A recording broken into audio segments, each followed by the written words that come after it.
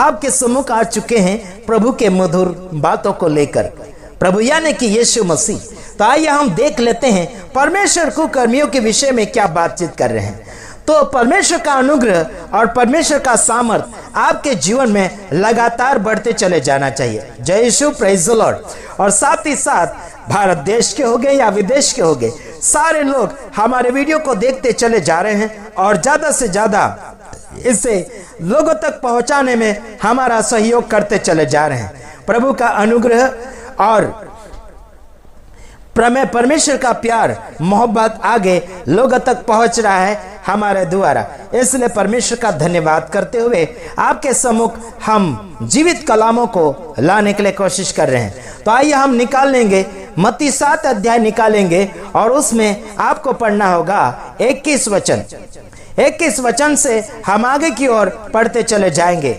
देखिए मेरे तमाम भाइयों बहनों, हम प्रभु यीशु मसीह को कई बार चिल्लाते हैं, बुलाते हैं, लेकिन क्या प्रभु यीशु मसीह आपको और मुझे पहचानते हैं? क्या आप चिन्ह करोगे, चमत्कार करोगे, अलग अलग प्रकार की भाषाएं या फिर दुख और दर्दों को आप बोलोगे या फिर दूर करोगे, लेकिन परमेश्वर यानी कि यीशु मसीह आपको पहचानेंगे ही नहीं, तो फिर जगत भर में इतनी पहचान आपकी फेमस के रूप में हो रही है, तो ये कुछ काम में नहीं लगेगा। हालांकि हम भी वही काम कर रहे थे।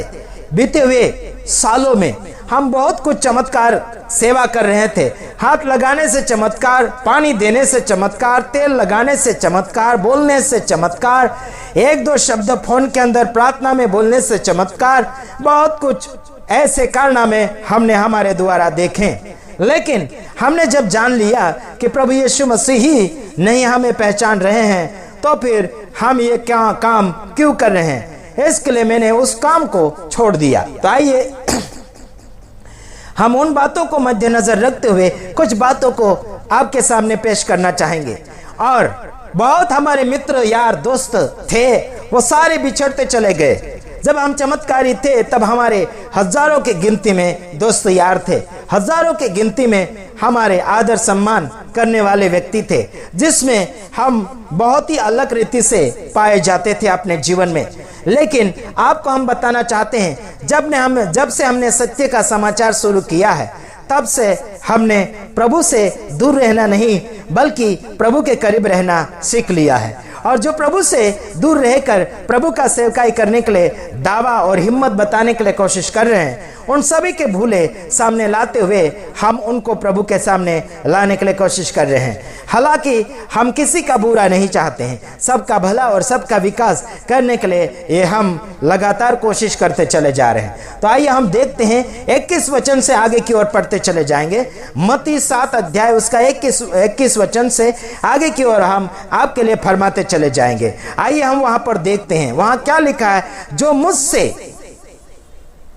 हे प्रभु कहता है, उनमें से हर एक स्वर्ग के राज्य में प्रवेश न करेगा, परंतु वही जो मेरे स्वर्गीय पिता की इच्छा पर चलता है। मैं आपको कहना चाहता हूं, यहां खुद यीशु मसीह बोलते हैं, हे प्रभु कहते हैं मुझसे, यानी कि यीशु मसीह को बोलते हैं, हे प्रभु। हर बातों में प्रभु के अलावा कुछ बातें नहीं करते, चर्चा प्रभु की करेंगे ज्यादा। क्या करेंगे? हे प्रभु, ऐसे करेंगे। बैठेंगे तो भी हे प्रभु, उठेंगे तो भी हे प्रभु, सोएंगे तो भी हे प्रभु, और नींद से जागेंगे तो भी हे प्रभु, गाड़ी चलाएंगे तो भी हे प्रभु, गाड़ी से उतरेंगे तो भी हे प्रभु, बीमारों के लिए प्रार्थना, सोने के लिए प्रार्थना, कहीं और जाने के लिए प्रार्थना, मरण में प्रार्थना, जीवन में प्रार्थना, कई जगह हे प्रभु कहते चले जा रहे हैं। लेकिन यहाँ कहा गया कि हे प्रभु कहने वाले उनमें से हर एक स्वर्ग के राज्य में प्रवेश नहीं करेंगे। कौन से राज्य में? स्वर्ग के राज्य में प्रवेश नहीं करेंगे। दुनिया के राज्य में आप फेमस हो सकते हैं, दुनिया की पब्लिक में आप हीरो नंबर हो सकते हैं, दुनिया के हर आंखों में आप एक नंबर 1 अच्छे टॉप जगह के ऊपर आप दिख सकते हैं, लेकिन यहां पर कहा गया कि स्वर्ग के राज्य में इनका अस्तित्व नहीं मिलेगा, इनके प्रवेश मार्ग नहीं मिलेगा। इनके पास भले कोई भी प्रकार की डिग्रियां होगी, इन्हें कोई भी प्रवेश द्वार से कोई प्रवेश नहीं करने देगा, क्योंकि यीशु मसीह उसका द्वार होगा, क्योंकि स्वर्ग का द्वार यीशु मसीह है। यहाँ पर लिखा कि ऐसे, यानी कि प्रभु कहने वाले, हे प्रभु कहने वाले स्वर्ग के राज्य में प्रवेश नहीं करेंगे। इसका मतलब है कि ऐसे बोल रहे होंगे, ऐसे कर रहे होंगे, टाइम पास के जीवन को जी रहे होंगे, तो आपको यहीं पर विराम लेना होगा या फिर यहीं से आपको रास्ता चुनना होगा यीशु मसीह का। तो आइए आगे देखते हैं, स्वर्ग के राज्य में प्रवेश नहीं करेगा तो करेगा कौन? स्वर्ग के राज्य में वो प्रवेश नहीं करेगा तो किसी न किसी को तो स्वर्ग के राज्य में प्रवेश करना अनिवार्य है, क्योंकि स्वर्ग तो खाली नहीं रहेगा। तो आइए देखते हैं स्वर्ग के राज्य में कौन जा रहा है। परंतु वही जो मेरे स्वर्गीय पिता की इच्छा पर चलता है। यीशु मसीह का कहने का मतलब यह है कि स्वर्गीय पिता की इच्छा पर चलने वाला व्यक्ति ही स्वर्ग में प्रवेश कर पाएगा, क्योंकि स्वर्ग में रहने वाला यहोवा परमेश्वर, सृष्टिकर्ता परमेश्वर, उसकी इच्छा के ऊपर चलेगा तो ही स्वर्ग में प्रवेश कर पाएगा।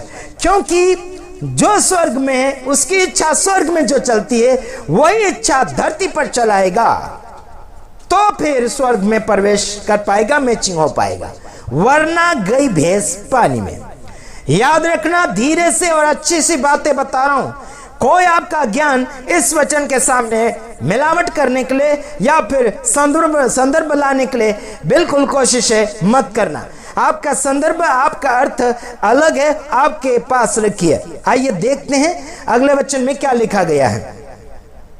चलो देखते हैं 22 में, उस दिन बहुत तेरे मुझसे कहेंगे, हे प्रभु क्या हमने तेरे नाम से भविष्यवाणी नहीं की और तेरे नाम से दुष्ट आत्मा को नहीं निकाला और तेरे नाम से बहुत अचंभे के काम नहीं किए।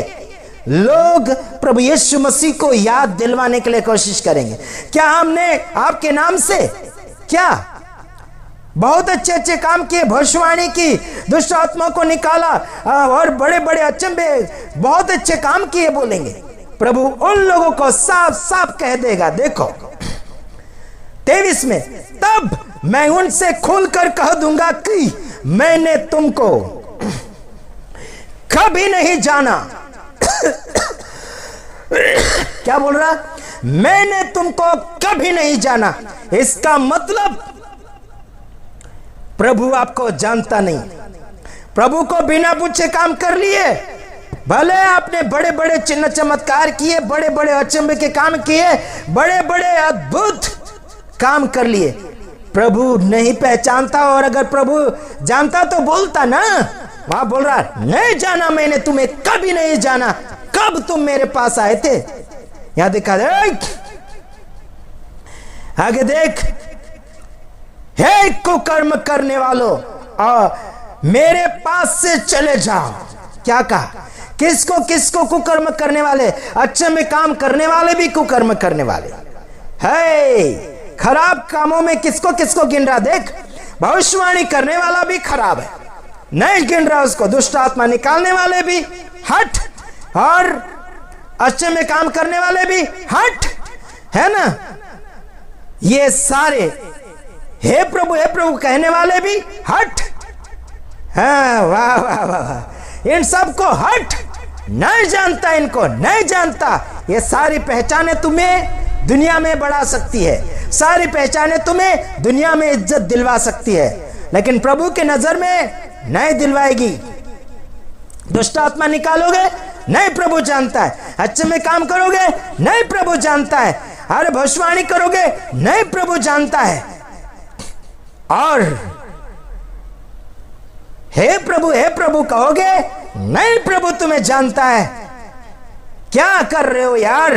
इधर सुनो 23 वचन, तब मैं उनसे खुलकर कह दूंगा कि मैंने तुमको कभी नहीं जाना।